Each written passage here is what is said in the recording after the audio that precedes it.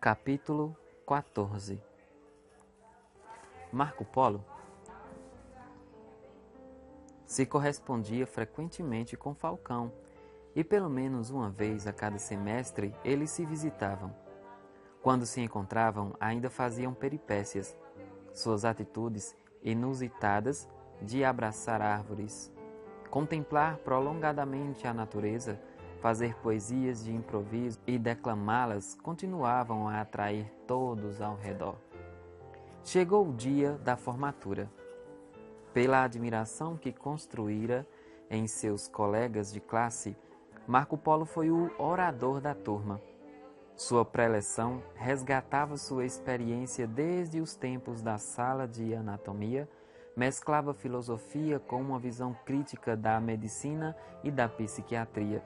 Finalizou seu ousado discurso com essas palavras: um dia, todos nós vamos para a solidão de um túmulo.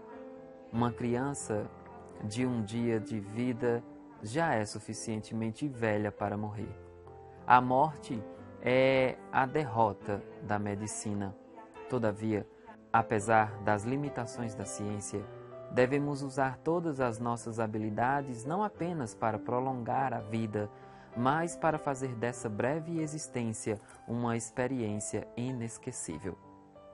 Os médicos devem ser pessoas de rara sensibilidade, artesãos das emoções, profissionais capazes de enxergar as angústias, as ansiedades e as lágrimas por trás dos sintomas. Caso contrário, tratarão de órgãos e não de seres humanos. Acima de tudo, os médicos, bem como todos os profissionais que cuidam da saúde humana, devem ser vendedores de sonhos. Pois, se conseguimos fazer nossos pacientes sonharem, ainda que seja com mais um dia de vida ou com uma nova maneira de ver suas perdas, teremos encontrado um tesouro que reis não conquistaram. Marco Polo foi ovacionado com entusiasmo. Seu discurso deixou os presentes reflexivos, mas ele não imaginava que um dia passaria por muitas dificuldades e que teria de fazer desse audacioso discurso o pilar central da sua vida. Caso contrário, não sobreviveria. Todavia, teria de vender e construir sonhos. Logo após sua formação, ingressou num curso de especialização em psiquiatria, num grande hospital psiquiátrico chamado Atlântico. Havia mais de 800 pacientes internados.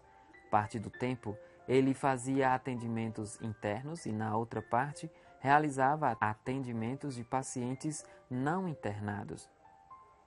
Frequentemente, seus professores se reuniam para discutir os casos mais complexos. O Hospital Atlântico era constituído de 3 grandes prédios, com belas fachadas, janelas torneadas e ricamente trabalhadas. As construções lembravam os edifícios da parte velha de Paris. Porém, por dentro, o ambiente estava longe de ser encantador. As paredes eram brancas e descoloridas. As áreas de lazer entre os prédios eram enormes, mas mal utilizadas, e os jardins extensos e pouco cuidados. No tempo de Marco Polo, a hospitalização já era desencorajada. Em tese, os pacientes deveriam ficar o menos tempo possível internados, mas ainda havia inúmeros hospitais e muitos pacientes internados cronicamente, desamparados por suas famílias. O jovem pensador se entristecia ao constatar que a sociedade insistia em separar os normais dos anormais. O problema consistia em saber quem era menos doente, se os de fora ou os de dentro. Alguns hospitais psiquiátricos eram mais humanizados que o Atlântico. Neles, os pacientes menos graves passavam o dia internados e à noite retornavam às suas casas. Mas o velho hospital, embora fosse referência nacional, parecia mais um depósito de doentes mentais. Os enfermeiros eram irritados e ansiosos. Os psiquiatras raramente sorriam, sentia um mau humor latente. A tristeza era contagiante. Faltava alegria e solidariedade no famoso hospital. Marco Polo estava chocado com o que vivia. No começo de sua especialização, ele se perguntava frequentemente: o que estou fazendo aqui? Era um mundo completamente distinto da sociedade em que crescera. Embora tivesse tido um breve contato com alguns pacientes psiquiátricos durante o curso de medicina, agora estava na cidade deles. Via pessoas por toda parte com o seu desagregado, partido, sem identidade, sem patrimônios, sem parâmetros de realidade. Os pacientes estavam embotados, sem expressão facial, com a musculatura contraída. O tratamento era fundamentalmente medicamentoso. Tal procedimento contrariava tudo o que aprendera com a história de Falcão. Marco Polo estava inconformado. Alguns pacientes achavam em seus delírios que eram grandes personagens da história. Outros se sentiam controlados, perseguidos e achavam que suas mentes eram invadidas por vozes como Falcão em seus surtos. Outros ainda construíam imagens de animais ou de objetos ameaçadores. Havia também pacientes vítimas de alcoolismo, dependência de outras drogas e depressão. A doença psíquica não escolhia cor, raça, nacionalidade ou status social. As pessoas internadas viam que todas as camadas sociais, de simples funcionários a executivos, advogados, engenheiros e até alguns médicos faziam parte da população hospitalar atlântico. De acordo com a engenhosidade inconsciente, cada paciente construía seus delírios e alucinações com características e frequências próprias. Cada cabeça era um mundo que encantava Marco Polo. Logo que começou a entender os pacientes internados, o jovem pensador percebeu que o tratamento psiquiátrico gera uma fábrica de preconceitos. As pessoas da sociedade tinham medo de procurar psiquiatras porque achavam que eles eram médicos de loucos e os internados estavam tão combalidos que eles mesmos sentenciavam-se como doentes, proclamando espontaneamente seu diagnóstico. Eu sou esquizofrênico, eu sou PMD, psicótico, maníaco, depressivo. Não havia brilho nos olhos dos pacientes internados, não havia esperança. Para sua tristeza, Marco Polo concluiu que, se havia um lugar na sociedade onde os sonhos morreram, era dentro dos hospitais psiquiátricos. Os presídios eram menos cáusticos.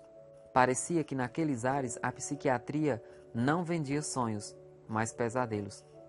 Algumas pessoas preconceituosas encaravam os pacientes internados como esgotos da sociedade. Não percebiam que eles mereciam um solene respeito. Os pacientes não eram culpados por seus tratamentos psiquiátricos. Os pacientes não eram culpados por seus transtornos psiquiátricos, como os pacientes com AIDS, câncer e infarto também não são. Todavia, a sociedade dos normais ama procurar explicações superficiais, ama achar culpados para os problemas que não entende. Marco Polo também descobriu que até os portadores de leves transtornos emocionais facilmente perdiam a autoestima. Eles se autotaxavam de depressivos, de fóbicos, estressados. Quais são as raízes desse preconceito se não há ninguém psiquicamente saudável na sociedade? Pensava inconformado. Começou a desconfiar de que os pacientes vestiam o rótulo dos diagnósticos na psiquiatria e se sentiam condenados a conviver com eles pela vida toda. Perdiam a maior dádiva da inteligência, reconhecer que, acima de nossas mazelas psíquicas, somos seres humanos e, como tal, possuidores de personalidade fascinante. Abalado, começou a entender mais estreitamente as rejeições que Falcão atravessou em suas crises antes de sair pelo mundo. Não demorou muito para Marco Polo movimentar o ambiente. Ele reunia os pacientes nos corredores, nas áreas de lazer, nas salas de atendimento, fitava-os e com convicção lhes dizia: vocês não são doentes mentais. Vocês são seres humanos portadores de uma doença mental. Acreditem em seu potencial intelectual. Não desistam de si mesmos. Vocês são fortes e capazes. Alguns pacientes choravam diante do conforto que nunca tinham recebido. Outros não entendiam o que ele queria dizer. Outros saíam eufóricos com a injeção de ânimo. Outros ainda achavam que ele era também um paciente que se passava por médico. Diziam: que louco legal! Ele sorria aos poucos. A fama de Marco Polo correu no ambiente. Uma raposa aparecera no ninho do grande hospital Atlântico para despertar mentes cerradas e perturbar os dogmas. Ele achava que devia haver mais romantismo e prazer num ambiente tão tétrico. Criticava o mau humor dos profissionais do hospital. Por isso, começou a revolucionar o relacionamento com os pacientes. As formalidades foram dispensadas. As distâncias entre os médicos e pacientes foram aproximadas. Marco Polo começou a chamar cada um alegre e efusivamente pelo nome. Abraçava-os e elogiava-os onde quer que os encontrasse. Joana, você está maravilhosa. Eduardo, você está mais sorridente. Jaime, que bom revê-lo. Os psiquiátricas e enfermeiros se surpreendiam com as atitudes do jovem psiquiatra. Algumas pessoas maldosas diziam que ele era candidato a algum cargo político. Um belo dia, uma senhora de 75 anos, deprimida, pessimista e excessivamente crítica, foi atendida por Marco Polo. Seu nome era Noemi. Ela possuía inúmeras janelas killers em seu inconsciente. Essas janelas são zonas de conflito que gera alto volume de tensão capaz de assassinar ou bloquear a capacidade de pensar de uma pessoa num determinado momento, levando-a a reagir por instinto com agressividade. Qualquer contrariedade, até um pequeno olhar, detonava um gatilho inconsciente que conduzia Noemi a abrir as janelas killers, levando-a a reagir sem pensar, conduzindo-a a ofender e criticar impulsivamente as pessoas ao seu redor. Antes de ela entrar no consultório de Marco Polo, estava zangada e ansiosa como sempre, mas ele a desarmou. Levantou-se da cadeira, foi até a porta, recebeu-a com um sorriso, chamou-a pelo nome e fez um grande elogio. Dona Noemi, como a senhora é bonita! Fazia 10 anos que ela não ia à cabeleireira. Ela mesma cortava o próprio cabelo e raramente o arrumava. Constrangida e admirada pelo gesto do psiquiatra, ela se sentou feliz, procurando ajeitar os cabelos. Obrigada, doutor, pela sua gentileza. Você é muito simpático, disse ela, devolvendo quase inconscientemente o elogio. Gostaria muito de conhecer a sua história. Noemi era uma pessoa fechada e incapaz de fazer elogios às pessoas, nem mesmo aos seus 3 filhos. Na primeira consulta, abriu alguns capítulos da sua vida. Na outra consulta, foi mais aberta ainda. Veio com uma roupa mais apresentável e o cabelo todo arrumado. Tinha feito escova e tintura. A paciente tratava agressivamente as pessoas e estas devolviam-lhes as indelicadezas, fechando o ciclo da ansiedade. Um pequeno gesto de Marco Polo começou a romper o círculo vicioso de seus pessimismos. Aos poucos, estimulou-se a criticar sua postura diante da vida a repensar seu passado, a atuar em seu pessimismo, a extrair prazer das pequenas coisas e principalmente a aprender a se colocar no lugar dos outros. Noemi não precisava apenas de tratamento psiquiátricos, mas de reaprender a viver. E conseguiu. Do alto dos 75 anos, reeditou as Janelas Killers, desenvolveu solidariedade, gentileza e altruísmo. Marco Polo tornou-se mais ousado em quebrar os paradigmas do atendimento. Começou a sair do consultório e receber os pacientes na própria sala de espera, sempre com elogios e um sorriso no rosto, características de sua personalidade. Lisonjeados, os pacientes sentiam-se pessoas de raro valor e não doentes. Entravam para a consulta com a autoestima elevada, rompendo as resistências conscientes e inconscientes que causavam um bloqueio, impedindo-as de entrar em contato com sua própria realidade. As consultas, embora tivessem momentos tensos, envolvidos por lágrimas, relatos de perdas e crises ansiosas, eram, de um modo geral, muito agradáveis. Para Marco Polo, a sociedade moderna empobreceu. Perdeu a amabilidade e a afabilidade. As pessoas tinham cultura como em nenhuma outra geração, mas perderam o poder da gentileza e do elogio. A medicina tinha sido contagiada por esta insensibilidade. Ele era afável, não apenas com os pacientes, mas com os funcionários mais simples do hospital. Brincava com os porteiros e as auxiliares de enfermagem, abraçava as faxineiras, trouxe alegria ao sombrio ambiente do Hospital Atlântico. Até nas terapias de grupos, procurava conduzir as reuniões não apenas com inteligência, mas com bom humor. Certa vez, ocorreu um caso inusitado. Um dos pacientes do grupo era Ali Ramadan, um palestino que vivera no Iraque por muitos anos. Ele foi torturado pela polícia de Saddam Hussein. Conseguiu escapar, mas perdeu grande parte da família. Seu pai nunca saiu de Abu Ghraib, a cadeia símbolo do regime.